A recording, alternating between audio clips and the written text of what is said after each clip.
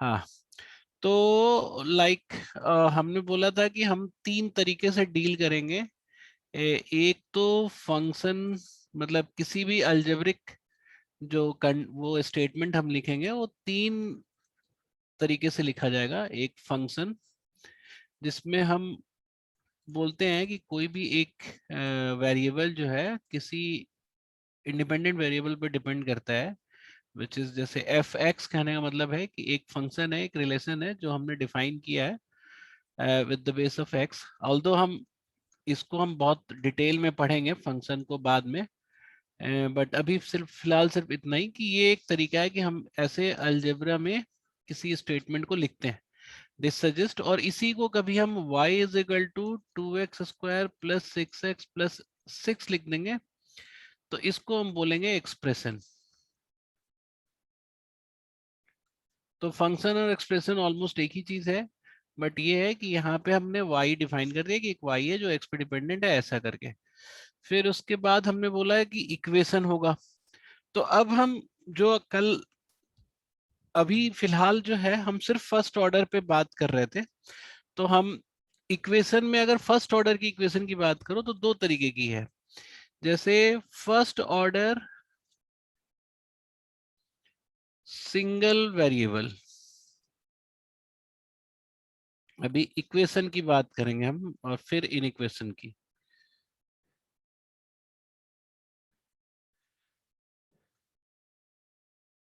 अरे just minute. First order single variable बहुत तुम्हें तुरंत ही आइडेंटिफाई हो जाएगा। सुनने में थोड़ा कॉम्प्लेक्स लग रहा होगा कि क्या बोल रहे हैं sir, first order single variable, ऐसा कुछ है नहीं। जैसे अगर मैंने लिख दिया 2x minus 3 is equal to 5, तो ये जो चीज है ना, इसको हम बोलते हैं इक्वेशन। और इक्वेशन जब भी होता है तो we call it solve it, और डिस्क मतलब उसके जोन को। एक मिनट, थोड़ा सा रीबूट हो रहा है। आवाज आ रही है मेरी अभी भी ना तुम लोगों को? Hello. Yes. Yes, sir. Some somehow मेरा सिस्टम जो है थोड़ा रीबूट कर रहा है खुद को। एक मिनट रुक जाओ। तो व्हेन वी से कि जैसे ये मैंने लिख दिया, तो दिस इज अ इक्वेशन। आप जब भी कोई इक्वेशन होता है तो आप देखते हो कि आप इसको सॉल्व कर सकते हो कि नहीं।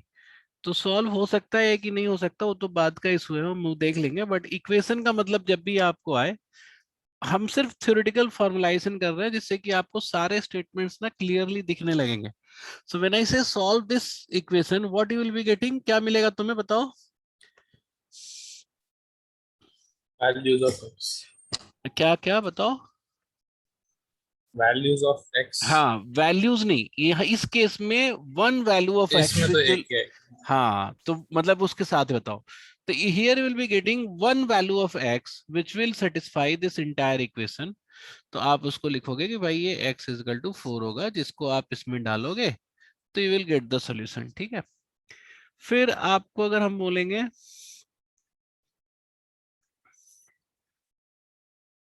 सेकंड ऑर्डर सिंगल वेरिएबल, हम सब लेके चल रहे हैं, ठीक है, सेकंड और तो सिंगल वेरिएबल रखना है बट सेकंड ऑर्डर का। तो जैसे अगर मैंने तुमसे लिखा x² minus 4 is equal to 0, या फिर ऐसे लिख दिया मैंने तुम्हें x² minus 5x plus 6 is equal to 0, तो ये दोनों जो है इक्वेशन, इसको हम बोलते हैं कि सेकंड ऑर्डर है। मतलब x का जो भी वेरिएबल है उसका सेकंड ऑर्डर है, और single variable in evenly x is used. तो यहाँ पे जब हम बोलेंगे आपको सॉल्व करो, तो व्हाट विल यू गेट, बोलो क्या Two मिलेगा तुम्हें? values of x will exactly, to values of x, to values of x। Okay, to values of x which will satisfy this. तो पहले वाले इक्वेशन का, जैसे पहले वाले इक्वेशन की बात करें तो you will be getting what, plus minus 2 as an answer, दो वैल्यू होगा। और दूसरे वाले इक्वेशन का जो आपको मिलेगा वो आपको मिलेगा, अगर आप इसको सॉल्व करोगे, मिडिल टर्म स्प्लिट करोगे तो 3 and 2, है ना। अभी हम इसको सॉल्व करना भी नहीं सिखा रहे हैं, अभी हम ये भी नहीं बता रहे हैं कि there will be many equations जिसकी एक ही सॉल्यूशन निकलेगा, there will be many equation जिसके सॉल्यूशन निकलेंगे ही नहीं, वो अलग बात है। But whenever there is a equation which is having one variable and two order, तो उसके हम मैक्सिमम जो हम एक्सपेक्ट कर सकते हैं, जो मोस्ट आइडियल कंडीशन में दो सॉल्यूशन हम उसके एक्सपेक्ट करते हैं। ठीक है, यहां तक सबको क्लियर है? Yes, sir. हाँ, तो सिमिलरली यही third order single variable visualization हो सकता है। अब हम आते हैं कि दूसरे वाले पे, फर्स्ट ऑर्डर टू वेरिएबल्स।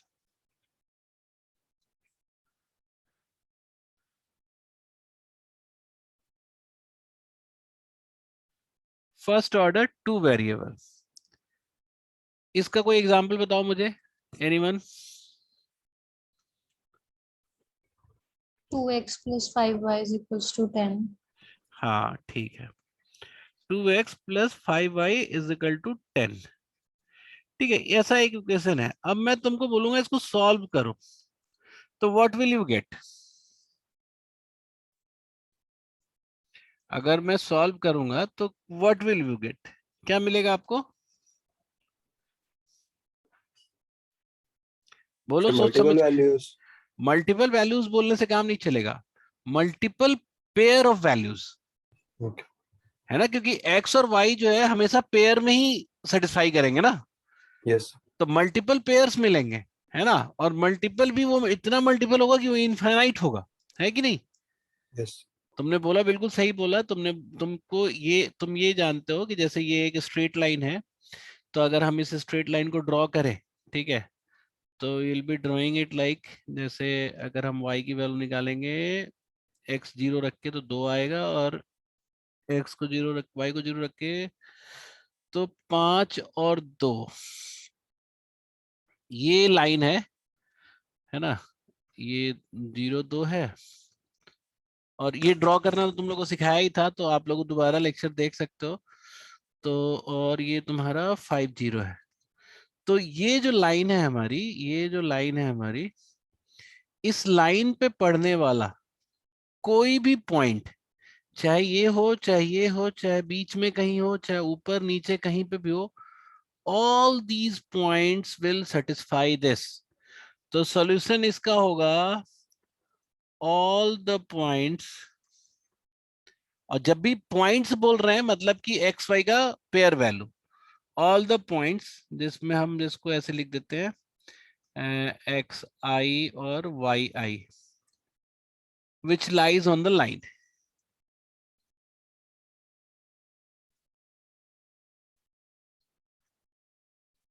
ये बात समझ में आ रही है तुम लोग को? सबको समझ में आया? एवरीवन बोलो। Yes, sir. क्योंकि फन पार्ट तो इसके बाद शुरू होगा। तो यहाँ तक तो सबको समझ में आ रहा है ना? कोई किसी को दुख तकलीफ तो नहीं है अब तक? स्वस्तिका बताओ, आज पहली क्लास है, बोर मत हो जाना तुरंत। नहीं सर, मैं बोर नहीं हो रही, पर हाँ पता नहीं कनेक्शन कब तक रहेंगे। अच्छा ठीक है, रिकॉर्ड हो रहा है, बाद में देख लेना इसे। ठीक है, तो पॉइंट ये है कि जब आपको फर्स्ट ऑर्डर का, यानी कि दोनों का एक एक पावर है, दो वेरिएबल के एक इक्वेशन को देंगे, you will be getting multiple solutions, और multiple solution will be lie on that line. ठीक है, जो कि उसको हम अगर कोऑर्डिनेट स्पेस में ड्रॉ करेंगे, और वो पॉइंट के सारे एक्स वाई, मतलब सारे एक्स वाई नहीं, वो सारे पॉइंट्स के एक्स वाई इसको सेटिस्फाई करेंगे। तो अब अगर हम दो लाइन ड्रॉप कर देते, जैसे मान लो अगर हम एक दूसरी लाइन ऐसे कर दें कि 2x minus 5y is equal to 10 कर दें, ठीक है, तो अगर हम पेयर ऑफ लाइन को, पेयर ऑफ लाइन या पेयर ऑफ इक्वेशन को बोलो सॉल्व करो, तो पेयर ऑफ इक्वेशन को सॉल्व करने के लिए बोलेंगे, तब तुम्हें क्या मिलेगा? पेयर ऑफ सच इक्वेशंस जहां पे दो वेरिएबल सिंगल ऑर्डर है, तो क्या मिलेगा तुम्हें बताओ? Unique solution. Unique solutions. कैसे? क्योंकि इस केस में आपको यहाँ पे -0 -2 हो जाएगा, और ये वाली, तो इससे अगर आप निकल के जाओगे तो ये जो पॉइंट है हमारा, ये 50 वाला, तो इस पेयर ऑफ सॉल्यूशंस का, पेयर ऑफ सॉल्यूशन का मतलब सॉरी पेयर ऑफ इक्वेशन का यूनिक सॉल्यूशन आएगा। वो भी यूनिक मतलब क्या? एक point which is in this case 50। मतलब आप ये बात समझ गए कि अगर अगर आपके पास फर्स्ट ऑर्डर टू वेरिएबल्स हैं, मतलब फर्स्ट ऑर्डर के दो वेरिएबल की इक्वेशन है, तो एक इक्वेशन होगा तो मल्टीपल वो आएगा, दो इक्वेशन होगा तो यूनिक सॉल्यूशन आएगा। लेकिन अगर यही दूसरी वाली लाइन भी पैरेलल होती है ना, जैसे इसकी बजाय अगर पैरेलल होती तो जीरो सॉल्यूशंस होता, नो सॉल्यूशंस होता। और अगर दूसरी वाली लाइन अगर हम लिखते हैं, ऐसे लिख देते, मान लो कि 4x + 10y = 20 लिख देते हैं, और तब बोलते कि इसको और इसको सॉल्व करो, तो तुम बोलते कि दोनों तो एक ही लाइन है, तो ये तो इनफाइनाइट सॉल्यूशन हो गया। तो when there are two pair of equations, क्या क्या कंडीशन होता है बताओ? क्या क्या कंडीशन बना? या तो वन यूनिक पॉइंट मिल जाएगा, unique point as solution,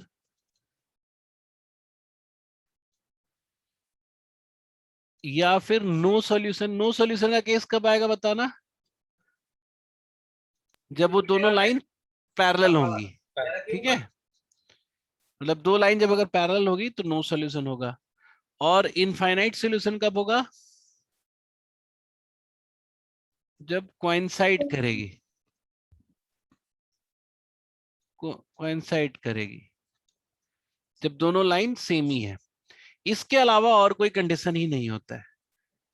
so now you know, first order single variable equation, second order single variable equation, first order two variable equation. ठीक है, अब एक आता है कि सेकेंड ऑर्डर में भी दो चीजें हैं, या तो एक एक वेरिएबल का एक ही ऑर्डर हो, है ना। तो जैसे उसमें हम दोनों दोनों लिख देते हैं, तो तुम्हें समझ में आ जाएगा कि हम क्या बोलना चाह रहे हैं। ठीक है, बहुत सिंपल सी चीज बताना चाह रहे हैं हम तुम्हें, कि एक अगला टाइप होगा ऐसा, जिसको हम डिटेल में आगे पढ़ेंगे, कि हम एक वेरिएबल का तो सिंगल ऑर्डर रखें और दूसरे वाले का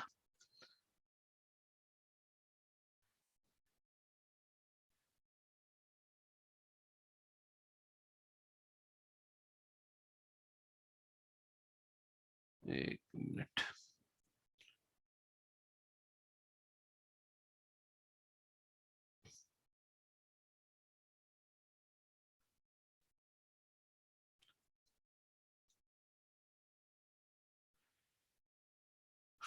-5 +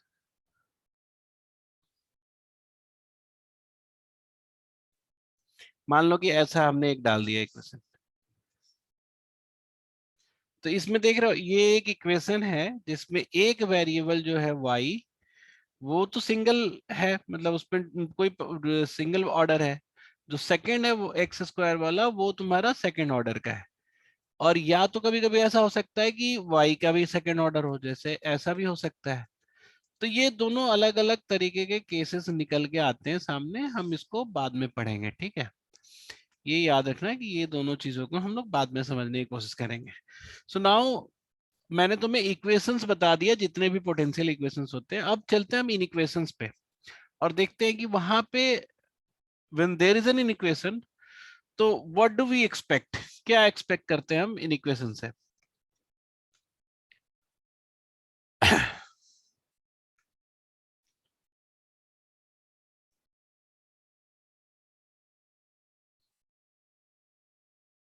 बेटा नहीं,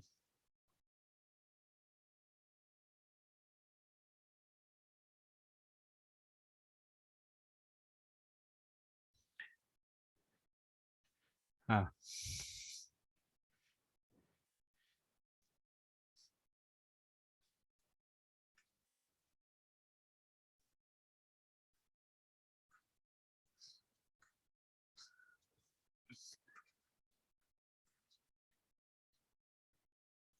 बस यहाँ पे सारी चीजें की क्लैरिटी आ जाएगी तुम्हें। अगर इन इक्वेशन हम बोलते हैं तो सिमिलरली जैसे इक्वेशन हमने लिखा था इसमें भी हम ऐसे ही लिखेंगे, फर्स्ट ऑर्डर वन वेरिएबल।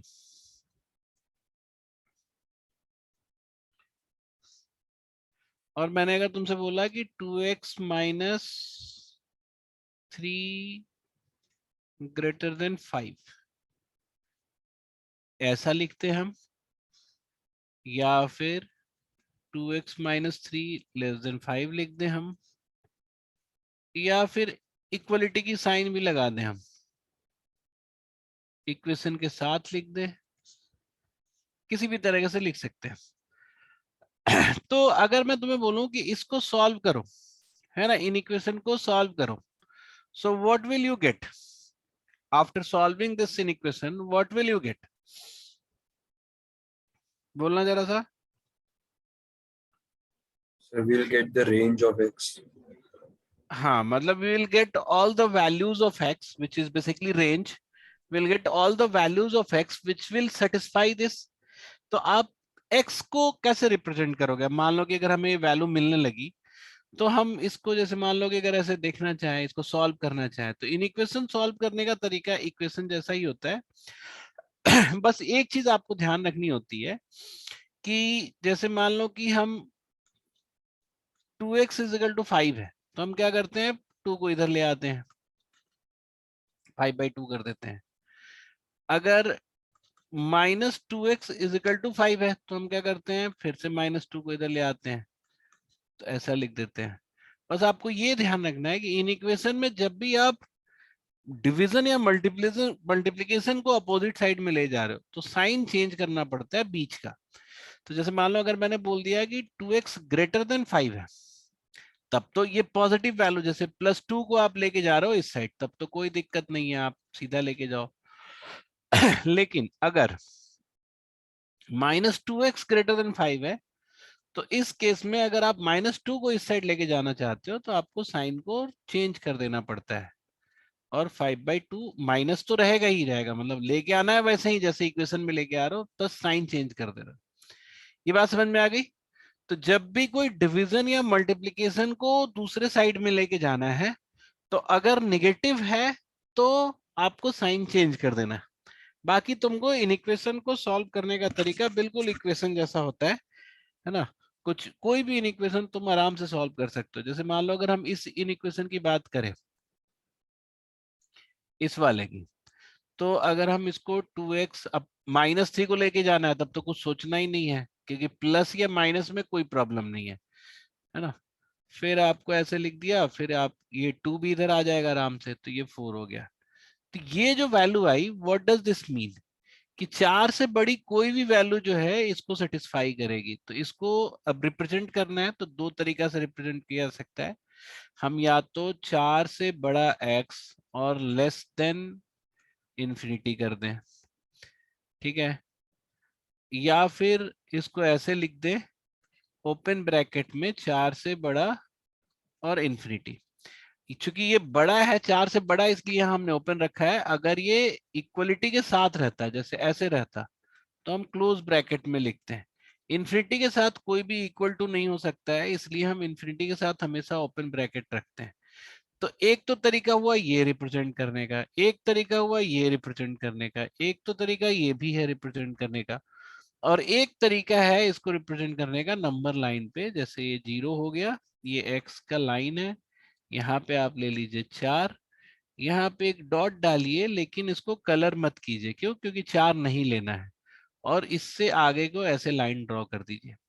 तो ये तुम्हारा रिप्रेजेंटेशन एक ये भी है, एक ये भी है, एक ये भी है, और एक रिप्रेजेंटेशन ए भी है। किसी भी फॉर्मेट में आपसे रिप्रेजेंट करने के लिए कोई बोल सकता है, या किसी भी फॉर्मेट में रिप्रेजेंट किया जा सकता है। ये बात समझ गए तुम लोग, सब लोग? बोलो। Yes.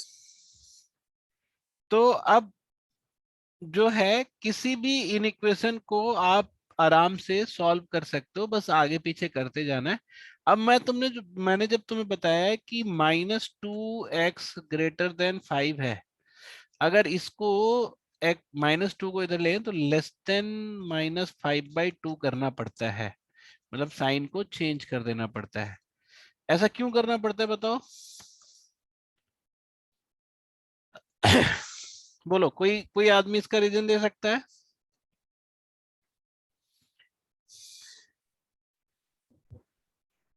सर हम दोनों साइड नेगेटिव मल्टीप्लाई करते हैं। नहीं, दोनों साइड नेगेटिव मल्टीप्लाई करने का मतलब नहीं है, सिर्फ ये बात है कि अगर मान लो कोई चीज इस तरफ है, ठीक है, जैसे मान लो कि 0 है और एक वैल्यू है, जैसे मान लो 3 और एक वैल्यू है 5, तो 3 तो छोटा है ना 5 से,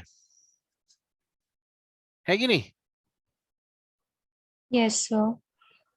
लेकिन अगर हम दोनों जगह माइनस मल्टीप्लाई कर दें, ठीक है, -1, तो एक -3 हो जाएगा और एक -5 हो जाएगा।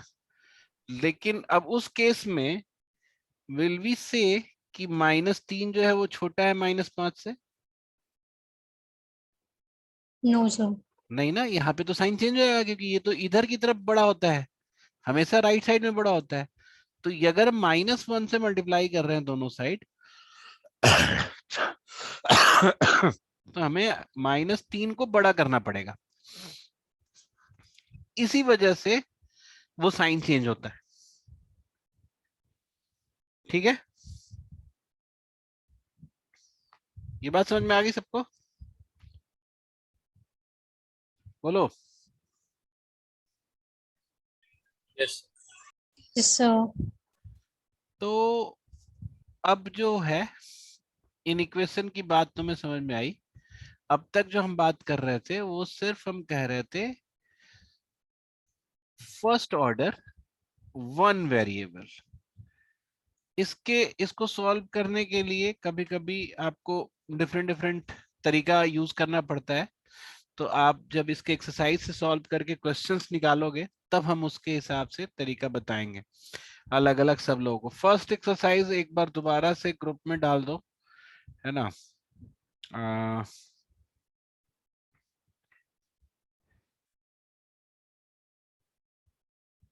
हेलो, फर्स्ट एक्सरसाइज जो है एक बार दोबारा से चैट बॉक्स में ही डाल दो इसमें, या जैसे भी हो, so that everybody can get कि कौन सा वाला पहले करना है हमें। ठीक है, अब तक यहां तक सब क्लियर है? ठीक है, आप समझ गए इन इक्वेशन क्या होता है। अब नेक्स्ट बताओ क्या लिखें, मतलब किस तरह के इन इक्वेशन की बात करें, बताओ। Sir. हाँ, Second order. नहीं, अभी फर्स्ट ऑर्डर पे ही करते हैं ना, फर्स्ट ऑर्डर टू वेरिएबल पे बात करते हैं, है कि नहीं? क्या बोल रही थी? सर हाँ बताओ, बोलो। सर मैं बोल रही थी कि ऐसे तो समझ आ गया था, पर जब मैं शीट सॉल्व करी थी तो मेरे से क्वेश्चन नहीं निकल जाते इन इक्वेशन के। अरे वो सब निकलेगा, ये पहले समझ आ जाता है उसके बाद ही होता है। देखो ऐसा नहीं है ना कि तुम लोग प्रॉब्लम सॉल्विंग ही सीख रहे हो, अभी तो हम लोग बेसिकली समझ रहे हैं कि क्या है। तुम वो क्वेश्चन बताओ जो तुमसे नहीं बना, यहाँ पे बगल में बताता हूँ कैसे होगा। सर मुझसे तो मैक्सिमम नहीं निकले थे। अच्छा चलो ठीक है, वो तो हम एक्सरसाइज करेंगे ना उसके साथ में, कोई एक तो बताओ। सर वैसे डाउट क्लास कब रखोगे? 1 मिनट में देख के बता देते हैं। डाउट क्लास कल वाली क्लास डाउट क्लास ही होगी। Okay sir. फर्स्ट ऑर्डर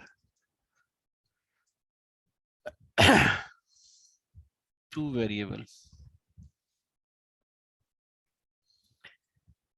तो इसमें वही वाला हम लोग लेते हैं जो इसने लिया था, 2x + 5y = 10 लिया था। तो उसमें हम या तो ग्रेटर देन 10 कर दें, लेस देन 10 कर दें, ठीक है, ग्रेटर देन इक्वल टू 10 कर दें। अब मैं तुमसे अगर बोलूं कि इसको सॉल्व करो तो व्हाट विल यू गेट? बताना प्रासी, जब मिल जाए क्वेश्चन ना तो बताना मुझे। यस सर, मैं भी शीट खोल के बताती हूँ थोड़ी देर में। हम्म, अगर इसको सॉल्व करेंगे तो हमें क्या मिलेगा बताओ?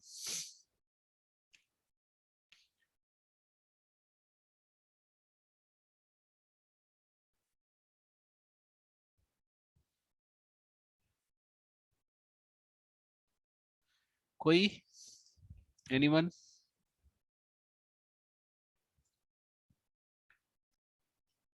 हाँ, तो हम ये कह रहे हैं कि यहाँ पे we need to find all those points which basically satisfy this, है ना, और उसको विजुअलाइज करना है कि वो पॉइंट्स कहाँ से मुझे मिल रहे होंगे। और पॉइंट्स का मतलब जब भी पॉइंट्स बोल रहा हूँ तो pair of x and y, मतलब एक एक पेयर जो है वो बेसिकली एक पॉइंट है। तो हमने बोला कि पहले इसका रिप्रेजेंटेटिव इक्वेशन ले लिया हमने, इक्वेशन को हमने ड्रॉ कर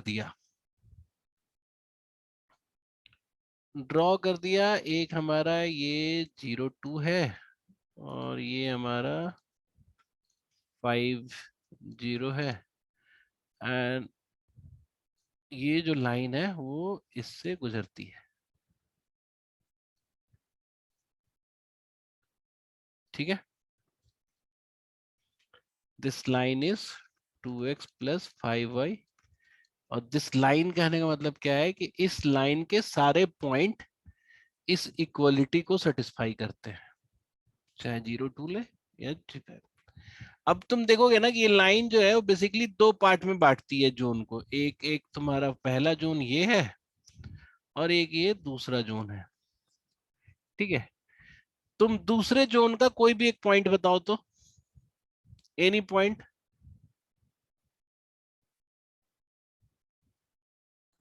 4 6. 4 6, दूसरे जोन में कोई एक पॉइंट होगा इससे ऊपर में 4 6। 4 6 को रख के देखो इसमें, तो हमने देखा कि 8 + 30 और इधर राइट साइड में 10 है, ये सेटिस्फाई कर रहा है ना इसको, बताओ। जो Yes. हमारा इन इक्वेशन था उसको तो सेटिस्फाई कर रहा है, 4 6 कर रहा है ना, बोलो भाई, कोई तो बोलो। यस सर, हाँ कर सर, रहा है। हाँ, तो अगर ये क्या होता है, एक बहुत तुमको अभी फिलहाल आगे विजुअलाइज हो जाएगा कि ऐसा क्यों हुआ, बट समझो कि अगर एक पॉइंट, अगर सेकंड वाले जोन का एक पॉइंट अगर इसको सेटिस्फाई कर रहा है, तो सेकंड जोन के सारे पॉइंट्स, मतलब अब इस लाइन के इस साइड के जितने भी पॉइंट्स होंगे, कहीं से कोई भी पॉइंट उठा लो, all these will satisfy this inequality.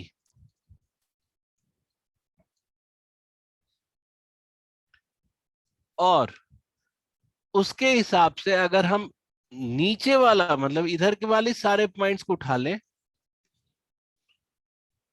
so all these points will satisfy ये वाली इनइक्वालिटी। तुम चेक कर लो, इस साइड, इस लाइन के इस साइड का कोई एक पॉइंट बताओ। 0 0 भी है ना, यस सर। 0 0 भी तो इसी लाइन के इस साइड ही पड़ रहा है, तुम 0 0 रख के देख लो, वो भी इसको सेटिस्फाई करता है। समझ में आ गई मेरी बात? तो जब भी हम किसी first order two variable inequation को विजुलाइज करते हैं तो वो क्या आता है, एक लाइन के एक साइड का पूरा एरिया, ठीक है। अब आता है डिफरेंट डिफरेंट रिप्रेजेंटेशन। जैसे मान लो अगर मैंने तुमसे बोला 2x + 5y > 10 अगर लिखा हुआ है, तो इसको कैसे रिप्रेजेंट करेंगे? तो इस केस में हम क्या करते हैं कि जो हमारी लाइन है, ये जो लाइन है, इसको बोल्ड बनाते हैं और इसको बोल्ड के बाद बता देते हैं कि इधर वाला सारा, एक तरीका हो गया। अगर केवल रहता 2x + 5y > 10 रहता, तो हम क्या करते हैं कि वो जो लाइन है उसको हम बनाते हैं डिस्क्रीट, और फिर हम इधर का सारा रिप्रेजेंट कर देते हैं। ये रिप्रेजेंटेशन का तरीका हो गया, ठीक है। तो फर्स्ट ऑर्डर टू वेरिएबल को हम ऐसे रिप्रेजेंट करते हैं, और ये सारा मतलब, इसके मतलब क्या हुआ, आपको पॉइंट्स आएगा, पॉइंट्स मिलेगा। ये बात सबको समझ में आ गई? बोलो।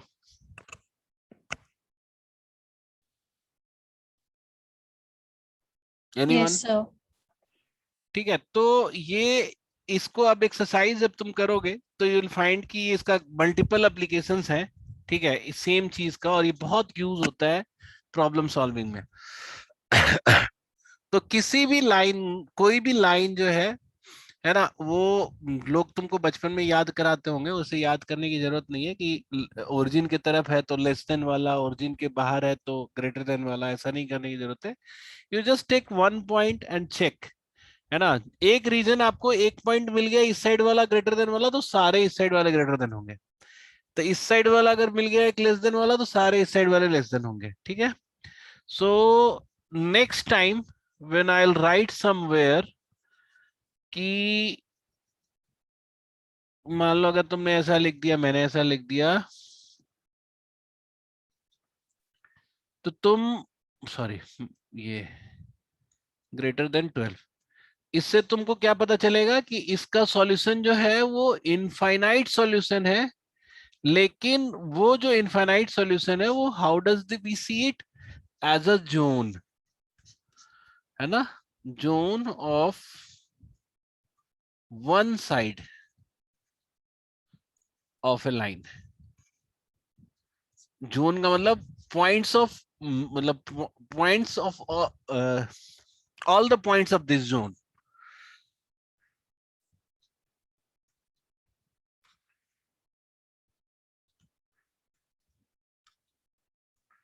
ठीक है, तो जैसे मान लो अब तुमको अगर बताना है कि भाई इसका पॉइंट्स कौन कौन से हैं, तो बोलो कि पॉइंट्स हम नहीं बताएंगे, कि हम आपको पूरा एरिया बता देते हैं, वहां से कोई भी आप पॉइंट उठा लीजिए, आपका काम बन जाएगा। तो ये जो है हमारा -3 से शुरू होगा और 4 0 से जाएगा, ये हो गया हमारी लाइन, ठीक है। इस लाइन की इक्वेशन हो जाएगी आपको 3x - 4y ग्रेटर देन 12, ठीक है, ये आपको पता चल गया। अब मैंने क्या बोला है कि आप कोई भी एक पॉइंट रख के देख लीजिए, जैसे यहाँ पे ओरिजिन रखेंगे 0 0 रखेंगे, तो यहाँ पे 0 - 0 ग्रेटर देन 12 तो होता नहीं है, यानी कि ये ऊपर वाला जो है वो सारा लेस देन वाला है, तो नीचे वाला जो है वो हमारा सारा सॉल्यूशन है। So if I will say कि take any point of this reason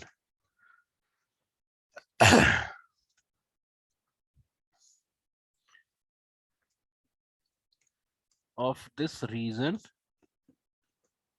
will satisfy that inequation.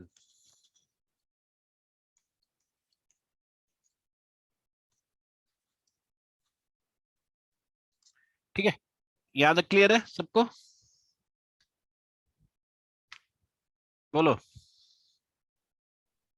Yes, sir. Sir मैंने क्वेश्चन आपको चैट बॉक्स में डाला। ठीक है, उसको देखते हैं। तो यहाँ तक सब लोग एक बार थोड़ा विजुलाइज करो, मैं पहले फिर क्वेश्चंस को देखता हूँ पहले, फिर उसके बाद कर। तो y is equal to x square अगर हम तुमसे बोले, तो ये एज अ इक्वेशन भी बोल सकते हैं हम, और एज ए एक्सप्रेशन भी बोल सकते हैं।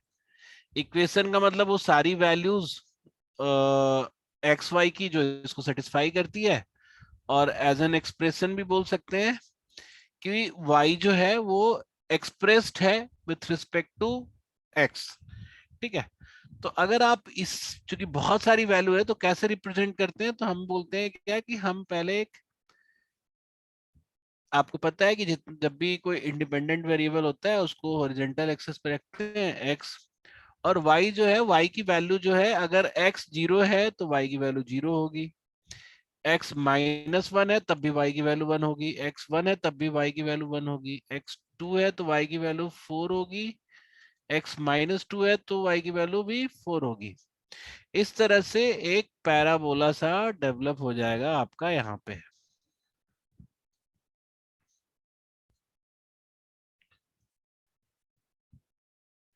ठीक है, तो ये आपको याद रखना है कि ये आपका पैराबोला जो है डेवलप हुआ। अब ध्यान रहे, this entire curve, any point of this curve basically satisfies this equation.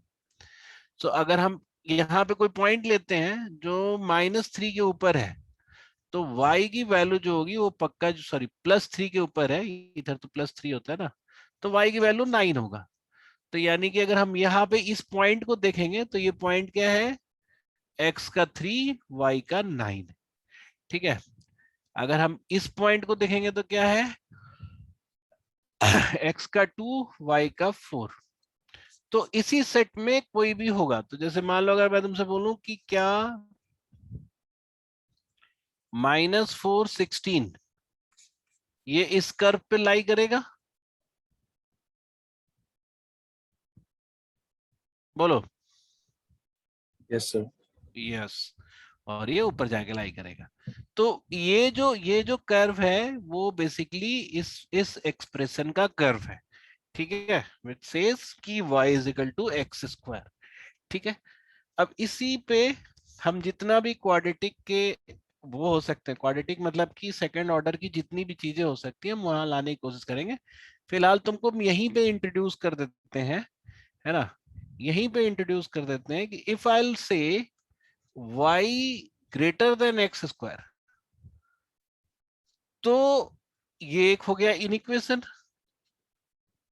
ये कहां पे लाई करेगा, वो कौन से पॉइंट्स होंगे जो इसको सेटिस्फाई करेंगे, बोलो।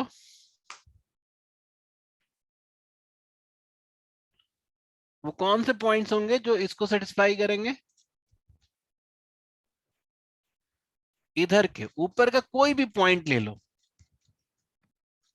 कर्व के ऊपर का इस किसी भी पॉइंट का अगर तुम देखोगे तो y जो है x² से ग्रेटर होगा। जैसे मान लो अगर हमने लिया -1 9 यहां वाला, ठीक है, -1 9, तो y जो है 9 है और x² जो होगा वो 1 हो जाएगा, तो ये तो ग्रेटर ही है। तो कहने का मतलब क्या हुआ कि आप यहीं पे इनइक्वेशंस को भी समझ लिया आपने कि इनइक्वेशन जो है वो पूरा एक रीजन हो जाएगा, और इक्वेशन जो है या एक्सप्रेशन जो है वो सिर्फ ये कर्व के सारे पॉइंट्स होंगे जो इसको सेटिस्फाई करेंगे। ठीक है, यहां तक आपको बात क्लियर हो गई। So now I will create a very basic curve for y = x², और उसी के हिसाब से हम चेंज करते चले जाएंगे। ठीक है, तो what you will be seeing from now onward is कि जस्ट मैंने एक ऐसे वो खींच दिया, अरे सीधी लाइन कहाँ गई, और ये जो पैराबोला है, ये पैराबोला जो नॉर्मल पैराबोला है, ये मेरा y = x²। तो अब अगर हम y में मान लो कि दो मतलब x² में 2 मल्टीप्लाई कर दिए, ये मल्टीप्लाई नहीं करते, पहले जोड़ते हैं। ठीक है, जैसे मान लो अगर मैंने बोल दिया x² + 2, तो बताना अब क्या होगा कर्व। तो तुम बोलोगे कि जो पुराना वाला कर्व है उस सब में दो ऐड हो जाएगा, क्योंकि जो y की वैल्यू है वो क्या हो रही है, जो इसकी y की वैल्यू है उससे सिर्फ दो ऐड हो जा रही है। तो जहां पे 0 था, वहां जहां पे स्टार्ट हो रहा था कर्व, वो 0 0 से जो स्टार्ट हो रहा था, now that will start from 0 2, और सेम कर्व होगा, बस सारी वैल्यू दो से बढ़ जाएगी। 0 वाली 2 हो जाएगी, 1 वाली 3 हो जाएगी, 4 वाली 6 हो जाएगी, 9 वाली 11 हो जाएगी, ऐसे करके ये कर्व आपका यहाँ से स्टार्ट हो जाएगा। So when you add something to the x² term, वो कर्व उतने ही से शिफ्ट हो जाता है, तो उससे ऊपर शिफ्ट हो जाता है। सिमिलरली अगर आप घटा दोगे, जैसे x² -2 कर दोगे, तो क्या होगा, 2 से घट जाएगा, -2 से स्टार्ट हो जाएगा, यहां से कर्व स्टार्ट हो जाएगा। ठीक है, तो यहां से आपका कर्व स्टार्ट हो गया। अब मान लो कि अगर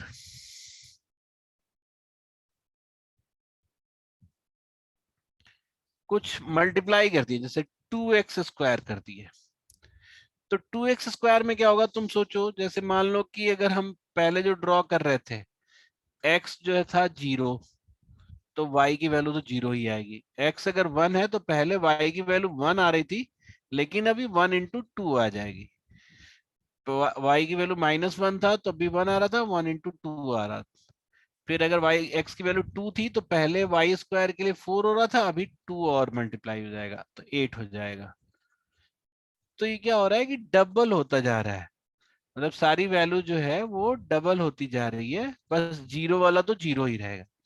तो बेसिकली कर्व क्या हो जाएगा, जो वैल्यू जहां पे 4 आना था वहां पे 8 आ गया, जहां पे 9 आना था वो अब 18 चला जाएगा।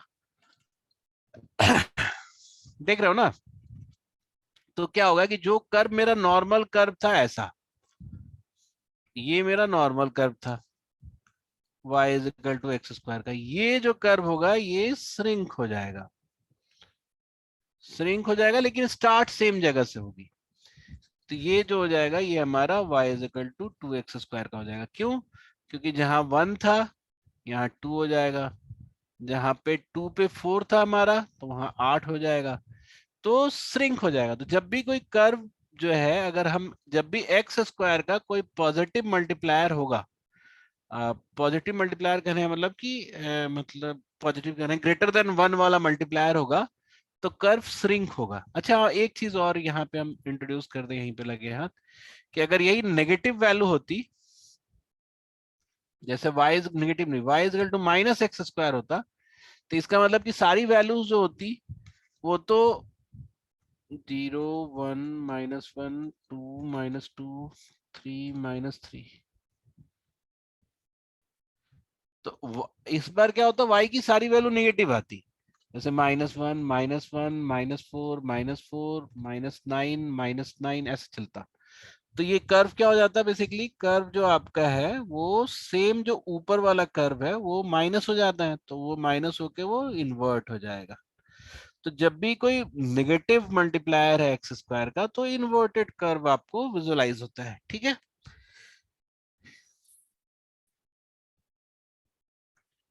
तो इसी तरह से सेम अगर -2x स्क्वायर अगर मल्टीप्लाई करते हैं हम, तो इसमें क्या हुआ, एक तो इन्वर्ट भी हो गया, नॉर्मल कर्व इन्वर्ट हो गया और इन्वर्ट होके श्रिंक भी हो गया। तो आपको ये याद रखना है कि माइनस से इन्वर्ट और 2 मतलब ग्रेटर देन 1 है तो ये इससे श्रिंक हो रहा है, कर्व श्रिंक हो रहा है। और अगर आप y is equal to half x square कर दो, तो तुम देख रहे हो, जैसे ये माइनस वाला सारा हटा देते हैं पहले,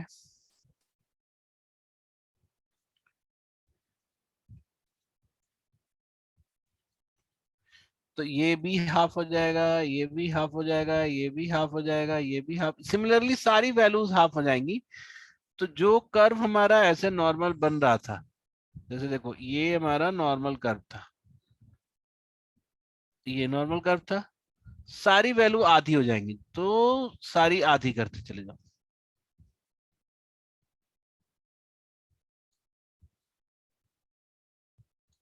देख रहे हो ये जहां पे भी है सब आधा है ना, जहां पे भी है सब आधा है। अगर यहाँ का y और यहाँ का y देखोगे तो उसका आधा है। तो ये जो एक्सपैंड हो गया, मतलब बाहर की तरफ एक्सपैंड हो गया, क्यों? क्योंकि वैल्यूज छोटी होती चली गई, और ये वाला जो है मेरा कर्व हो गया y is equal to half x square का। तो आपको पता चल गया अब आप ये कि अगर आपका मल्टीप्लायर जो है एक से छोटा है तो कर्व एक्सपैंड होगा, मल्टीप्लायर अगर एक से बड़ा है तो कर्व श्रिंक होगा। ठीक है, बस ये ध्यान रखना है कि कर्व श्रिंक और एक्सपैंड क्यों हो रहा है और कब हो रहा है। तो इसी तरह से अगर हम ऐसे लिख दे कि y is equal to -1/3x², तो उसका क्या मतलब हुआ कि एक तो माइनस है तो इनवर्स हो जाएगा, और 1/3 है तो 1/3 वैल्यूज सारी लेगा तो और एक्सपैंड हो जाएगा, और मतलब कि एक्सपैंड हो जाएगा। तो ये वाला जो हो जाएगा आपका y is equal to -1/3x² का कर्व हो जाएगा। ठीक है, तो ऐसे आप आइडेंटिफाई, अब सबसे टिपिकल और चैलेंजिंग अभी अब आएगा। व्हाट इफ अगर हम इसमें ऐसा चेंज करें y is equal to x plus 2 का होल स्क्वायर करते हैं, तो ऐसे केस में क्या हो रहा है बताओ, ऐसे केस में आपको ये सिर्फ ये ध्यान रखना है कि अभी भी x+2 की वो सारी वैल्यूज होंगी जो x की हो रही थी। मतलब जब हम जब ले रहे थे, पहले ले रहे थे तो x को 0 ले रहे थे तो y 0 आ रहा था। अभी बताओ तो ये पूरा पार्ट 0 कब होगा, मतलब ये 0 कब होगा? जिसका x -2 होगा। हाँ, x-2 होगा तो ये 0 हो जाएगा। ठीक है, अब एक ऊपर नीचे बढ़ेंगे तो बात वही होगी, जैसे -3 करेंगे तो ये 1 होगा, या फिर -1 करेंगे तब भी 1 होगा। 2 ऊपर 2 नीचे जाएंगे, जैसे -4 करेंगे तो 4 होगा, 0 करेंगे तो 4 होगा। मतलब जो x की वैल्यूज हैं वो बेसिकली कहाँ से स्टार्ट हो रही है? इस बार हमारी जो x की वैल्यू है वो -2 से स्टार्ट हो रही है। तो -2 पे 0 आएगा y का, और बाकी फिर कर्व वैसे ही नॉर्मल ही रहेगा। और y एक्सिस पे जो यहाँ काटेगा वो कौन सा वाला पॉइंट होगा? ये होगा 4 वाला पॉइंट। क्यों? क्योंकि 2 राइट साइड मूव किया है तो 4 ऊपर जाएगा। ये हमेशा ध्यान देखना, अगर 3 राइट साइड मूव किया है तो 9 ऊपर जाएगा, 4 राइट साइड मूव किया है तो 5 राइट साइड मूव किया है तो 25 ऊपर जाएगा। ऐसे करके कर्व ऊपर जा रहा है। तो आप इस तरह से, अगर +2 है तो लेफ्ट साइड में, और सिमिलरली अगर y is equal to x-2 होता तब इस समय ग्राफ किधर शिफ्ट होता आपका? राइट में। क्यों? क्योंकि आपकी x की वैल्यू 0 कब आती? जब x की वैल्यू 2 होगी। मतलब x की वैल्यू नहीं, ये पूरी वैल्यू 0 कब आती? जब x की वैल्यू 2 होगी। तो उस केस में आपका जैसे ये 2 है तो यहाँ से आपका कर्व शुरू होता 2 से, 0 से, और यहाँ पे जब 0 पे आते तब आपकी वैल्यू क्या होती? तब आपकी वैल्यू होती 4। ठीक है, क्योंकि 2 आपने लेफ्ट शिफ्ट किया है।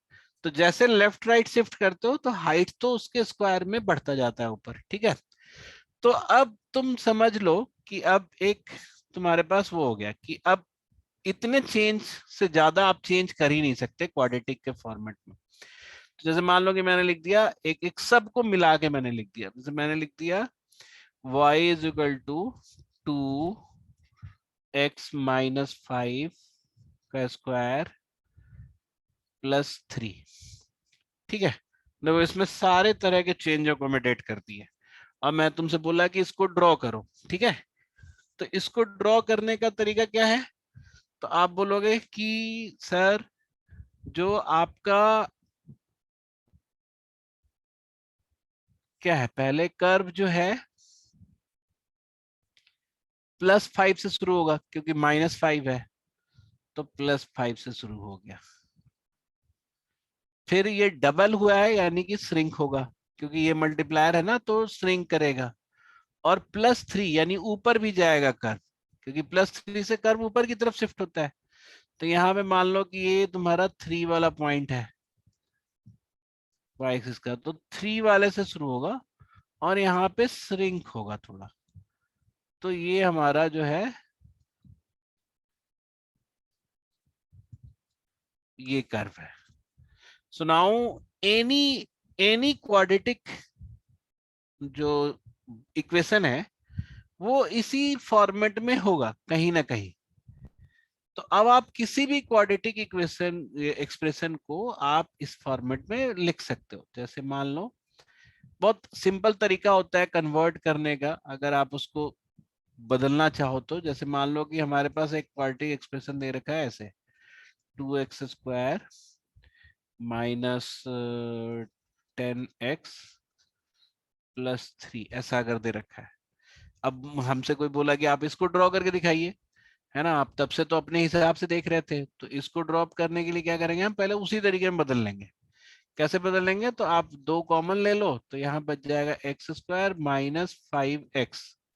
अच्छा, 5x को हम क्या करते हैं, ऐसे चेंज कर देते हैं। ये माइनस तो रहेगा ना, 2 × 5/2 × x, और 5/2 को का स्क्वायर यहाँ लिख लेते हैं 25/4। ठीक है, अब देखो हमने क्या किया, ये वाला टर्म इंट्रोड्यूस किया है नया, तो इसको क्या करेंगे हम, दोबारा घटा देंगे। तो ये इसको 2 से मल्टीप्लाई करोगे तो 25/2 हो जाएगा। तो 3 माइनस 25/2, 25/2 क्या 12.5 होता है ना। तो बेसिकली ये ऐसा हो गया हमारा, 2 कॉमन ले लिया, x माइनस 5/2 का होल स्क्वायर, और 12.5 में से 3 घटाओगे तो कितना होगा, माइनस 9 1/2, ऐसा लिख लिया। देखो ये आ गया ना हमारा उसी फॉर्मेट में। अब हम इसको बड़े आराम से ड्रॉ कर सकते हैं।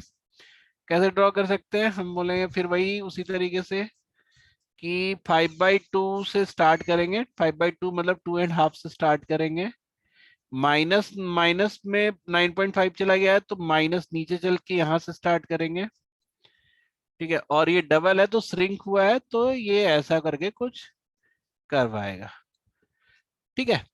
तो basically all the equations can be, quadratic equations can be converted into this format, ठीक है।